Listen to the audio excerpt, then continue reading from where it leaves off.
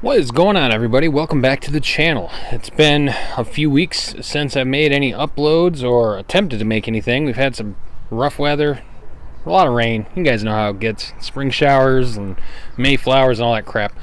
But anyway, we came out here and it's a beautiful afternoon. I got some free time today and tomorrow, so I figure we're going to knock out part 2 of our sound deadening KILMAT installation. So that's a fun one to say. So we're going to come out here and we're finally going to actually take the front seat, center console, the lower door trim, like the kick panel things, little, you know what I'm talking about. I'll show you guys everything. We're going to pull all that stuff out of the car. We're going to take this dirty carpet out of here. It's real gross. And let's actually go take a look at some of the stuff right now. The back is holding up great. No complaints there. The seats do have a lot of, the carpet under the back and under the front has a lot of staining. I did try to buy another carpet. Unfortunately, it fell through, so the one that I got, it wasn't the correct shape. I ended up shipping it back. I'm probably going to order another one depending on the results of this. I figure save the $150. So let's get after it, guys. All right, so we're inside of the car, and this will be basically for our control. Hopefully you guys can understand the difference between before and after here with no KILMAT installed and what it sounds like versus afterwards. So here we go. Let's fire this thing up so you can hear it. I'll give you 15 seconds or so and kind of put you in a couple weird places closer to the floorboard so you can get a better understanding of what I'm talking about.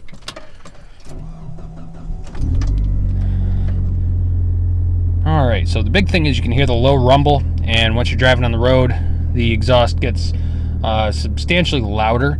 So I'm going to shut up for 15-20 seconds and move you guys around and let you hear what it sounds like.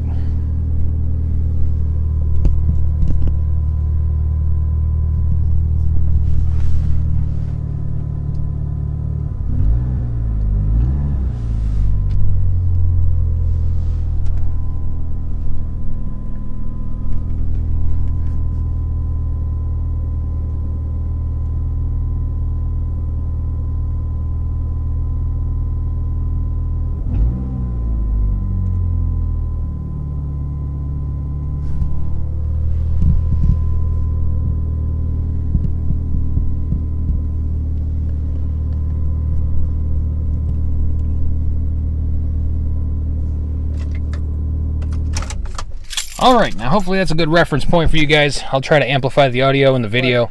The noise does get a little bit loud and kind of get a little drone, and if you're in long trips, you're obviously not going to like it as much. I mean, a lot of guys that put 3-inch exhausts on or big loud mufflers end up having to deal with the same thing, and this has been a great solution so far. And like I said, it's worked great in the rear. So now let's get these seats pulled out of here and get started cleaning this up.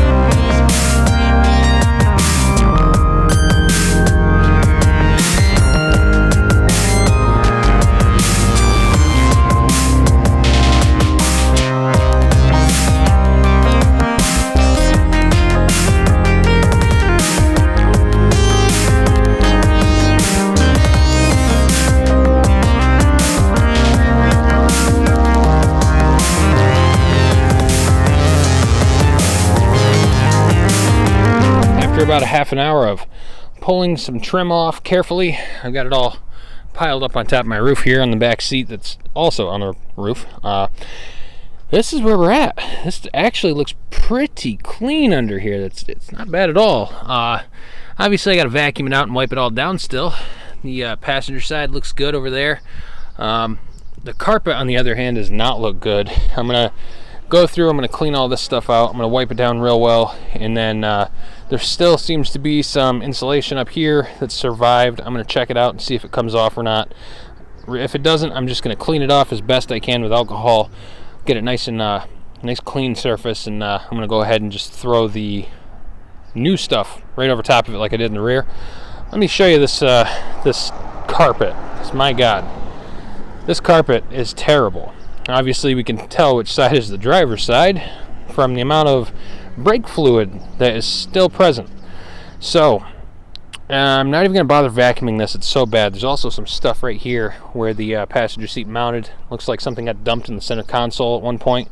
It's disgusting. This is an absolutely disgusting carpet. So we're going to try to bring a little bit of life back into this thing. I'm not making any promises, but regardless, at least we'll have the insulation done, and worst comes to worst, we'll go ahead and get our new carpet reordered, get the correct one in, and go from there. But for right now, I've got a nice pump jug I picked up at Harbor Freight. I think it's 2.5 liters or something like that, and I've got some concentrated degreaser, and I have my drill and my brush. So what I'm going to do is get the drill and the drill brush hooked up. I'm going to hook this thing up with a nice spray of hot water, I guess, to start loosening some stuff up. Then I'm going to start spraying degreaser down and working it into all the bad spots. And once it's all saturated and been scrubbed down real nice, I might give it a quick rinse and take it straight over to the pressure washer at the car wash up the road. So I guess we're gonna get started with that. And once the carpet's clean, tomorrow I can lay it out and finish up insulating everything. So we've got quite a gutted car. So it doesn't look terrible, right? It just needs to get vacuumed out, wiped down, and we're going to start. I guess we're just going to go area to area. We'll start on the driver's side and work from the back seat area up, and then go to the other side, do the same thing, making sure to be careful with all the wiring and all of the existing holes for bolts and brackets and mount points and all that. So anyways, I'm going to get after this.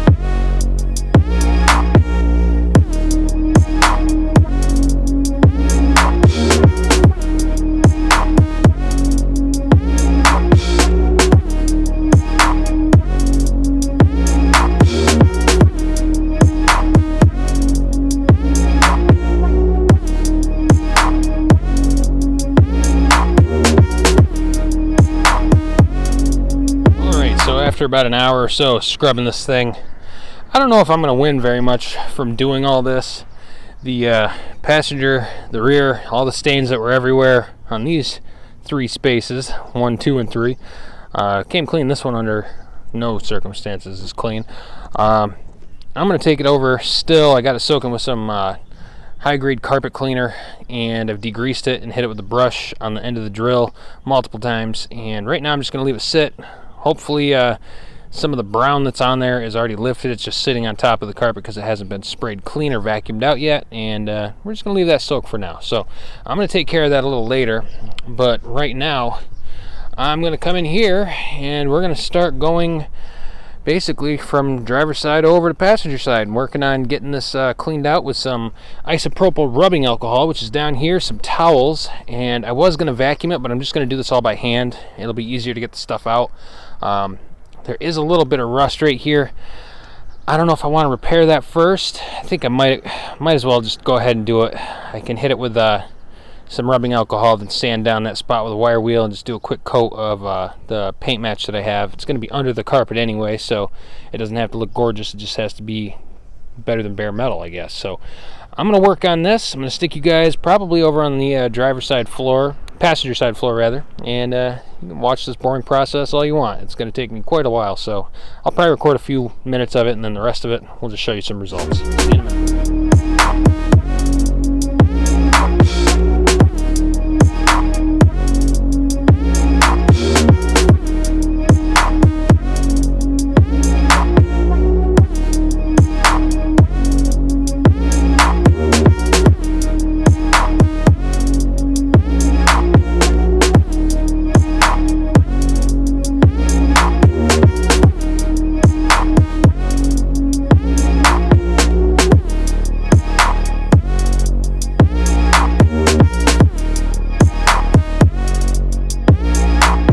Well, folks, the plan to clean this out by hand and not bring out the vacuum has come into a little bit of a problem. If you notice, there's a lot of bubbled paint on these support areas where they strengthen up the chassis of the body. It's a unibody, so these little cross rails for bolting the seats to and all that. If you look, there's some pretty significant bubbling in a couple of places. And from the stains on the carpet, it looks like the master cylinder leak was substantial and was going on for quite some time. Unfortunately, it's taken some paint off here, and it's also taken some paint off here in a couple other little places. So I'm going to have to, this insulation is actually down still really solid, which is kind of surprising for the most part, with the exception of like the edge of a couple little spots. So I'm gonna probably just chip off some of the stuff that'll come off and rubbing alcohol everything like I'd planned to. And I'm going to clean the paint chips off of all these little spots and wire wheel all the rust off, the surface rust off. Luckily we're doing this now because the passenger side looks gorgeous. There's nothing wrong with it at all. Maybe what I can end up doing is just cleaning up some of this rust. I've got some rusty metal primer, and I've got that paint match still. So I think what I'm going to end up having to do is just go through and just clean this rust off real fast and just prime the spots that are bare metal. And once that sets up, tomorrow I'll be able to put the insulation on this side. But for now, I'm just going to get this cleaned out, get it sanded down real fast, get a coat of something on it to protect it from rusting anymore. And I'm going to start work on the clean passenger side, which, if you look, I don't know how much you can see. There's literally no rust anywhere over there. It's just on this side, and obviously it's from that leak. So, as we all know, brake fluid is extremely caustic and can chew paint right off of everything. So, here's a warning for you. If your master cylinder's leaking, fix it now before you end up with a problem like this. So, I'm going to let you guys rest off to the side for a little bit, and I'm going to start cleaning this up and hopefully get it fixed up enough to continue this project today. We have cleaned up all this rust. I know it's not the prettiest. I did hit a little bit of the wiring, whatever. It's all underneath the carpet, underneath the car.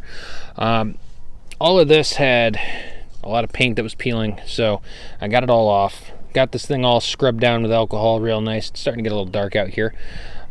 Fixed that front part. Now we're going to use this, which was the paint that I used in the trunk. Brand code 5261, and I don't know if there's any other numbers that you need on this. This came from O'Reilly's. And I'm going to show you a before and after so you guys understand what it looks like before and what it looks like once it dries. In the trunk, I didn't do any clear coat over top of it, I don't think, but I may have if you go back and watch that video.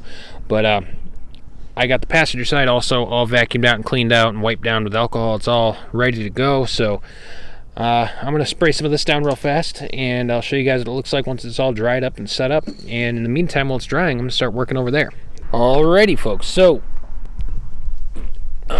this is after we put some paint down, and you can see it's pretty close.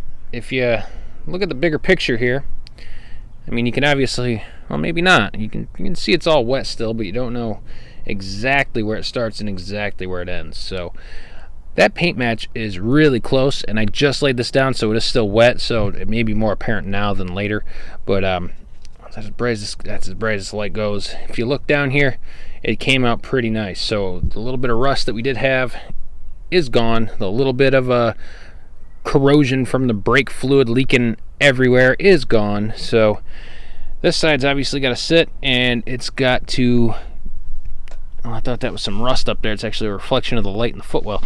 But this has got to set up overnight, and tomorrow we'll be able to put down that.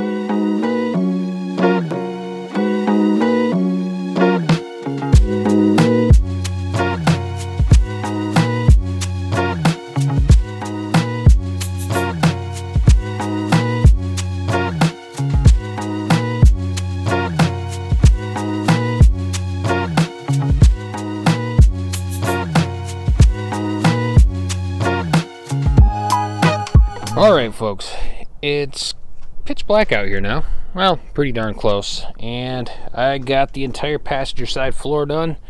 Slide this out of the way of my foot. There you can kind of see. It goes up to the stock sound dampening pad thing that's up there for the carpet. I'd say this looks pretty good, and I've got just enough to do the driver's side. The driver's side is all dried up now. Looks pretty good. You really can't see very much of a difference. It looks fresher than most, but man, that was fun. So that part's knocked out. Now the next part, getting the seats, center console, and all the exterior pieces that are, or rather interior pieces that are up on the roof, stashed someplace for the night. And we're gonna have to take this carpet, which has been soaking for probably 5 hours now. We're going to take it over to the car wash and give it a quick power wash and hang it up overnight, and hopefully tomorrow evening it'll be ready to be put back in the car along with all the rest of the interior. So let's get this stuff put away real fast, and I'll see you.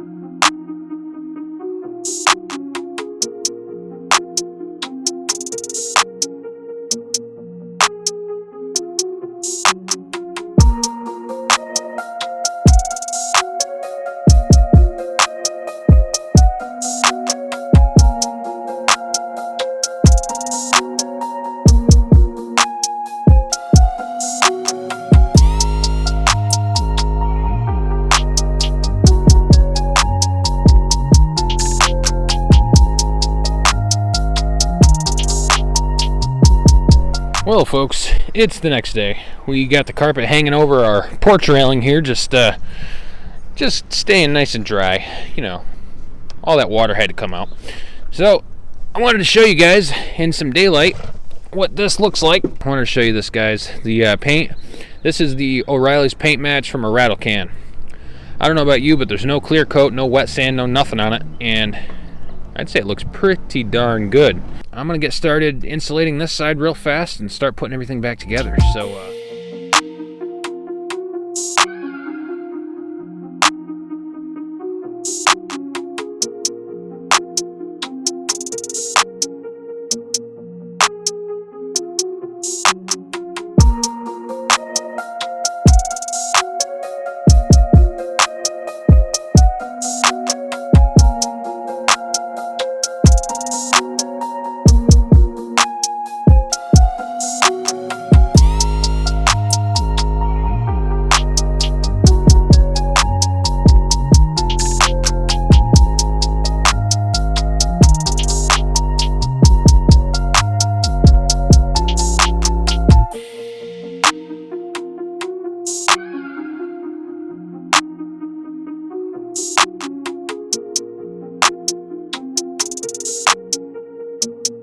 well, folks, we are finished putting in the KILMAT.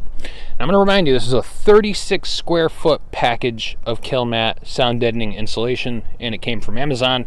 If you go back to the first video, there's a link in the description. I'll throw them down in this one too. We basically went from inside of the trunk, pulled all the interior out, we wrapped around the back of the car, like behind where the taillights are. We went underneath the seats all the way through, and it basically got all the way up into the front. I did run out of sound deadener right here, but I got everything completed. There's no like oddball pieces that are missing. It's all solid except for right here. I got 3 little scraps I just threw on the bare metal pieces that I found that were resonating the most. There's still factory deadening all up in the front here, so that's gonna stay, and it's still affixed. I don't know how it had so much brake fluid on it. Let's go over to the passenger side, show you guys that. Oh, and don't forget our carpet, which that didn't really end well. So here is the passenger side. It goes all the way up to the front, and there was less of the factory deadener up there. All this went in real nice and easy, and again, this stuff is super simple to work with. All you have to do is basically, with the paper on still, you just press it into where you're gonna stick it, and you get the shape. You find out where you need to cut it, and cut it with some scissors. The paper doesn't stick to the back. It doesn't peel off bad like double-sided tape that you have to fight with or anything like that, and it goes on great. It adheres to corners, it goes over little humps and bends on itself with no issues. So let's go take a look at this carpet here now that we're done with this, and start putting it back together. Alright, so after the car wash, it got a little better, but it ain't great. Everything got washed out. The big nasty stains that were there, there's still a little bit of them left over. That brake fluid really did a number on this carpet. So before you guys say it in the comments, I already did find a different eBay seller, and they apparently make these OEM style carpets. They're around $165 plus shipping. I'll link that in the description. We got a it's like a black, well, it's charcoal, we'll call it. It's darker gray than this, and it's on the way already.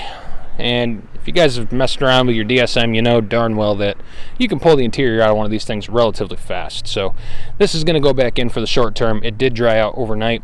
All my parts are still hanging out up here, and now is a perfect time to actually take it all. And I'm going to take that pump jug with the degreaser in it and cleaner and a cloth. I'm going to dust everything off, wipe it all down, and we're going to start reassembling this thing. So perfect.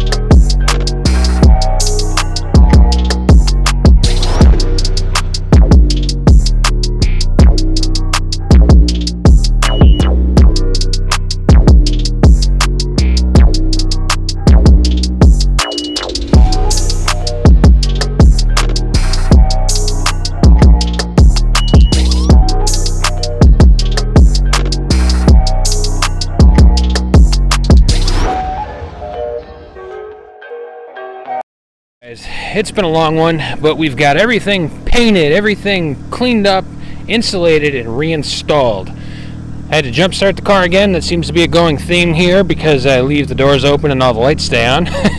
But I'm sure you can probably catch a exhaust note from back here, what I normally have to deal with when I'm driving down the interstate. It's a little bit louder than that, but here. There, you can hear that. So go back to that clip before. Actually, I'll do a side-by-side right here. I'll edit it in. But let's hop in the car and see what she sounds like. I'm going to shut up for 15-20 seconds and move you guys around and let you hear what it sounds like.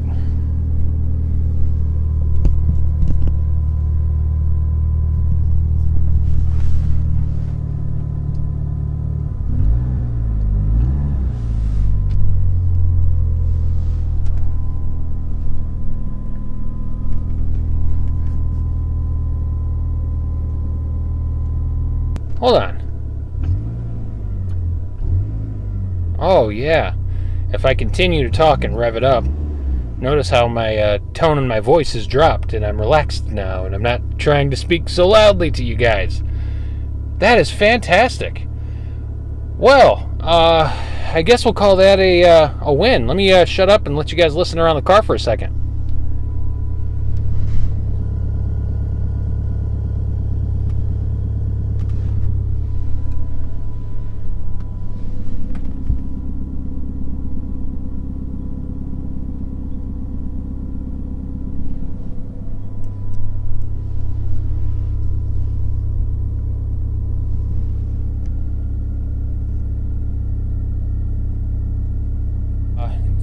If you guys have followed along this far, thanks for watching. Hope you guys have enjoyed. I hope you found it somewhat entertaining or educational, or gave you a little insight on how to go ahead and rip your entire interior out in your car. It's all pretty simple. There's a couple of screws on the ends of the carpet that you have to find, those little plastic nuts. It's not very labor intensive. I mean, you pull your back seat out, you've got some 14s to take out the seats, the harness under the seat, everything unplugs and everything goes right back together. Anyway, that's it, guys. I appreciate you watching.